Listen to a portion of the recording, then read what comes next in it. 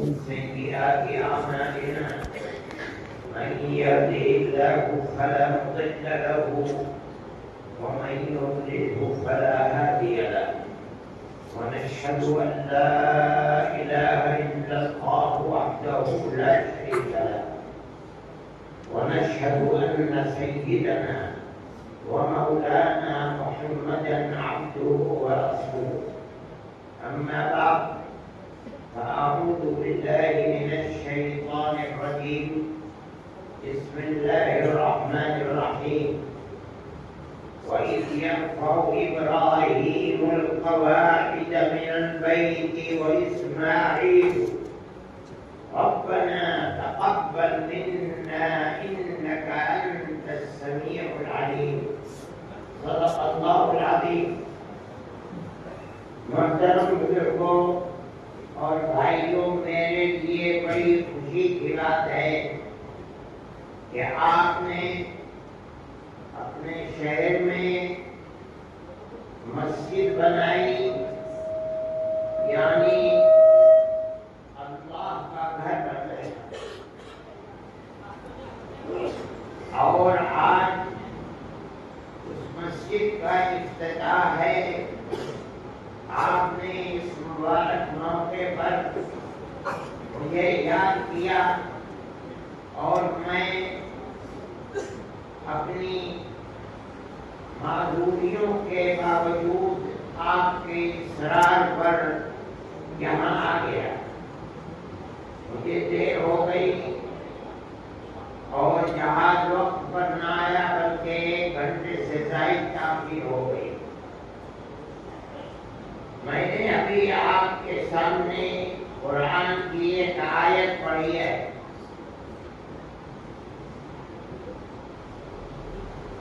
آپ نے سنا ہوگا کہ اللہ نے حضرت ابراہیم علیہ نبینا وعلیہ الصلاۃ والتسلیم کو حکم دیا اور خدا کے حکم کے مطابق انہوں نے اپنے بچے اور اس کی ماں کو حضرت اسماعیل اور ان کی ماں کو حضرت اسماعیل اس وقت دودھ پینے والے بچے تھے. اللہ کے حکم کے مطابق اس بچے کو اور اس کی ماں کو لے کر قرآن کہتا ہے بِوَادٍ غَيْرِ ذِي زَرْعٍ، ایسی جگہ جہاں کچھ پیدا نہیں ہوتا تھا، پانی بھی نہیں تھا، ایک پانی کا برتن. اور روایت نبی کریم علیہ الصلوۃ والسلام فرماتے ہیں کہ کھجور کا ایک برتن جس میں کچھ کھجوریں تھیں، ان 2 چیزوں کو وہاں دے کر اور واپس چل دیے. کوئی آدمی وہاں نہیں تھا، نہ کسی کے بسنے کے امکانات تھے اس لیے کہ پانی نہیں تھا. اور واپس آئے، پیچھے پیچھے ماں دوڑتی ہے بچے کی، کس پر چھوڑ کے جا رہے ہو، کہاں جا رہے ہو؟ کچھ ڈوڑ کا جواب نہیں دیتے. آخر میں وہ کہتی ہیں یہ بتاؤ کہ خود چھوڑ کے جا رہے ہو یا اللہ کے حکم پر چھوڑ کے جا رہے ہو؟ بس اس کا جواب دیا کہ اللہ کے حکم پر جا رہا ہوں. عرض کیا کہ اگر اللہ کے حکم پر جا رہے ہو تو اللہ ہی ہمارا محافظ ہے. چنانچہ کوئی آدمی نہیں تھا وہاں، تنہا وہ اور ان کا چھوٹا سا بچہ، دودھ پیتا بچہ. اس پریشانی کے عالم میں کبھی صفا جہاں حاجی لوگ طواف کرتے ہیں، سعی بین الصفا والمروہ، اوپر چڑھتی تھی، دیکھتی تھی کوئی آدمی ہے، کبھی نیچے نیچے اترتی تھی تو جو وادی تھی اس میں دوڑ کر نکلتی تھی، پھر مروے جاتی تھی، وہاں چڑھتی تھی۔ آج تک وہ سنت زندہ ہے اور حاجی لاکھوں کی تعداد کے اندر صفا پر چڑھتے ہیں، نیچے اترتے ہیں، تھوڑی دور دوڑتے ہیں اور مروہ پر جاتے ہیں۔ اسی درمیان میں فرشتے نے آ کر کہتے ہیں کہ اپنا پر مارا، یعنی کوئی تصرف کیا اور وہاں سے یہ چشمہ نکل گیا جس کو زمزم کہا جاتا ہے۔ یہ اتفاق کی بات ہے کہ یمن کا ایک قافلہ جو جرہم کے قبیلے کے لوگ تھے وہ یہاں سے گزرے، ان کا اونٹ گم ہو گیا، اسے تلاش کرنے کے لیے پہاڑ پر چڑھے، یہ دیکھا کہ کچھ چڑیاں ہیں جو گھوم رہی ہیں۔ چڑیا وہی ہوتی ہے جہاں پینے کا پانی ہوتا ہے، وہ سمجھے کہ یہاں پانی ہے، وہاں آئے تو دیکھا کہ پانی ہے اور کوئی نہ آدم نہ آدمدار، ایک بچہ ہے اور اس کی ایک ماں ہے۔ جو قبیلے کے دوسرے لوگ تھے ان کو بلایا اور ان سے کہا کہ ہمیں یہاں رہنے کی اجازت دے دیجیے۔ انہوں نے اجازت دی مگر اس شرط کے ساتھ کہ اس پانی پر میرا حق اور میرا تصرف رہے گا۔ انہوں نے قبول کر لیا۔ پھر انہوں نے یمن سے اپنے خاندان والوں کو بلایا، وہ لوگ آ گئے۔ حضرت اسماعیل نے ان کا کھیلنا کودنا پرورش یمن کے بچوں کے ساتھ ہوئی ہے، اور جب بالغ ہو گئے تو ان کی شادی یمن کی لڑکیوں کے اندر ہوئی، پہلی شادی ہوئی، دوسری شادی ہوئی۔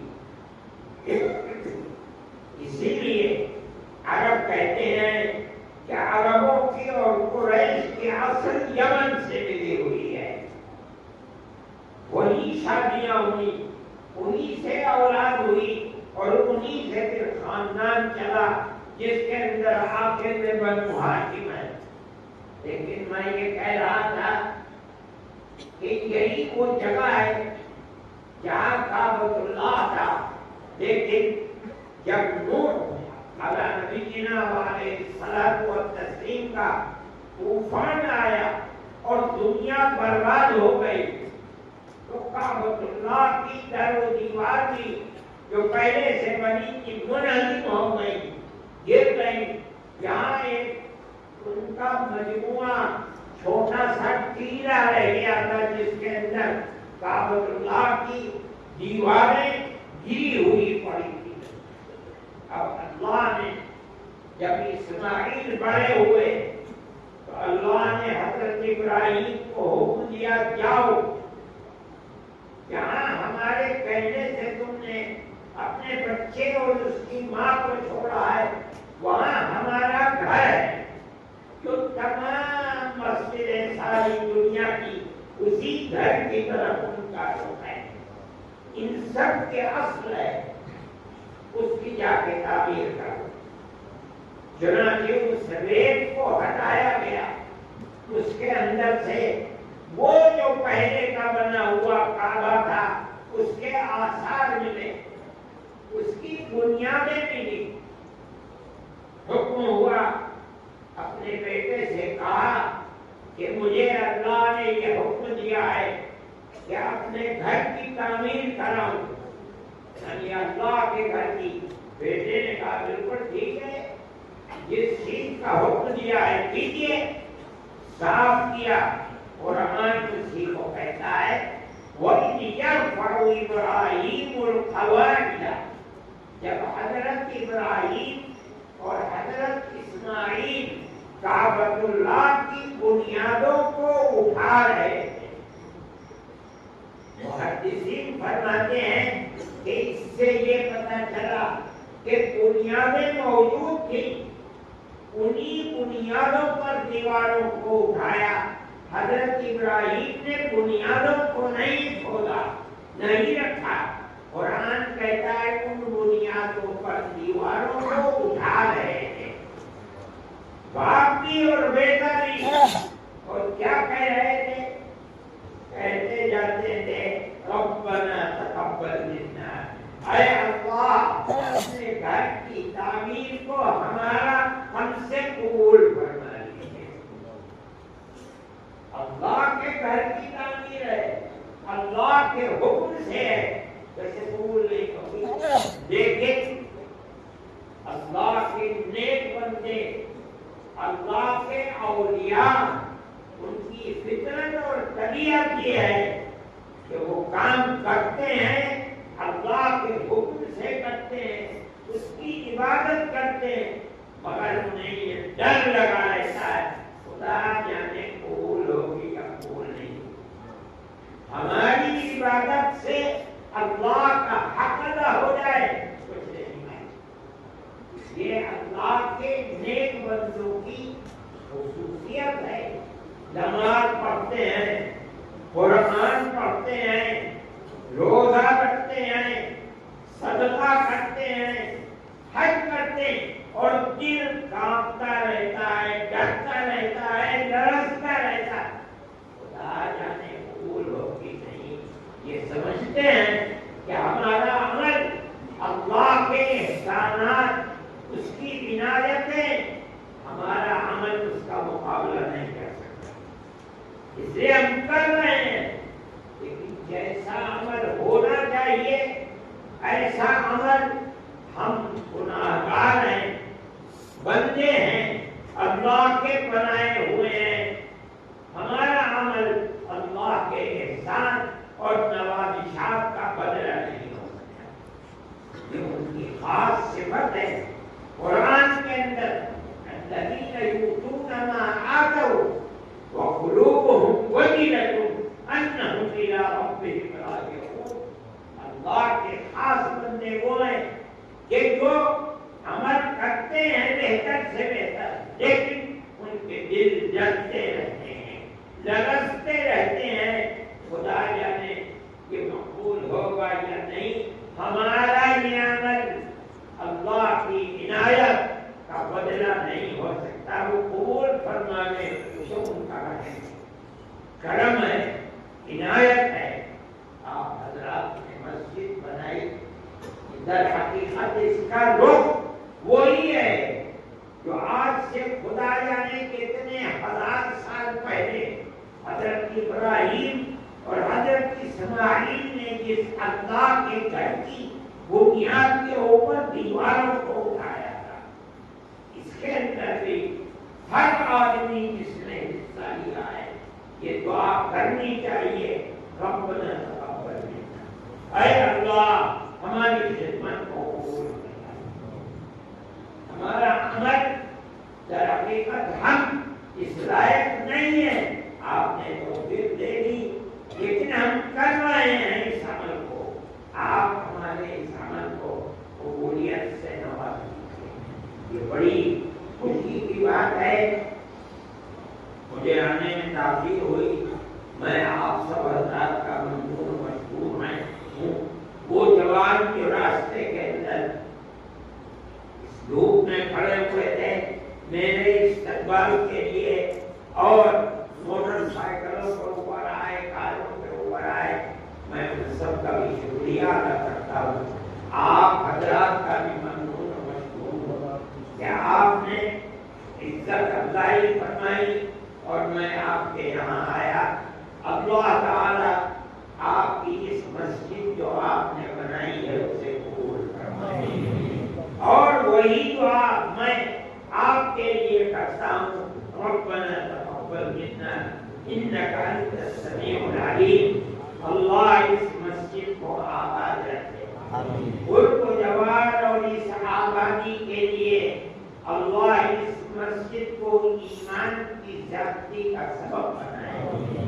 اللہ تعالی جن لوگوں نے اس کو بنایا ہے اور بنانے میں حصہ لیا ہے، اللہ ان کے خدمت کو قبول فرمائے، ان کی سب کی دنیا کو بھی آباد فرمائے، آخرت کو بھی آباد فرمائے.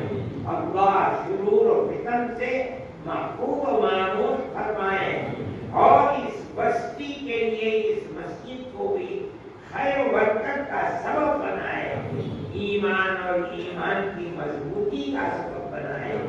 اللہ ہم سب کی خدمت کو قبول فرمائے، ہمیں ایمان کے اوپر تثبیت اور مضبوطی عطا فرمائے، ہمیں شرور و فتن سے محفوظ و معمول فرمائے۔ اللہ تعالی ہماری دنیا کو بھی آباد فرمائے، ہماری آخرت کو بھی آباد فرمائے، ہمارے بچوں کے بھی دین و ایمان کو ثابت قدمی عطا فرمائے، ہماری آنے والی نسلوں کے بھی دین و ایمان کی حفاظت فرمائے۔ اے الہ العالمین، ہم خیرات کے آپ کی محتاج ہیں، ہمیں رزق حلال عطا فرما، اور اے پروردگار ہماری نسلوں کو بھی فقر سے، بخل سے، اور اے پروردگار ہم سے، حزن سے محفوظ و معمول فرما، کفر سے محفوظ فرما، فقر سے محفوظ فرما۔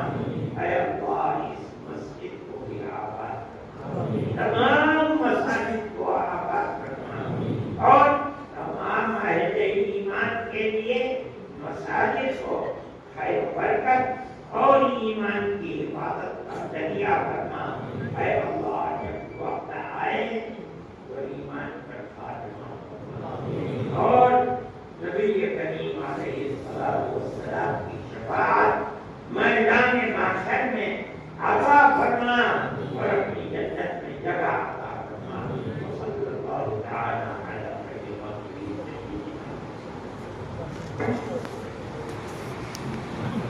سیدنا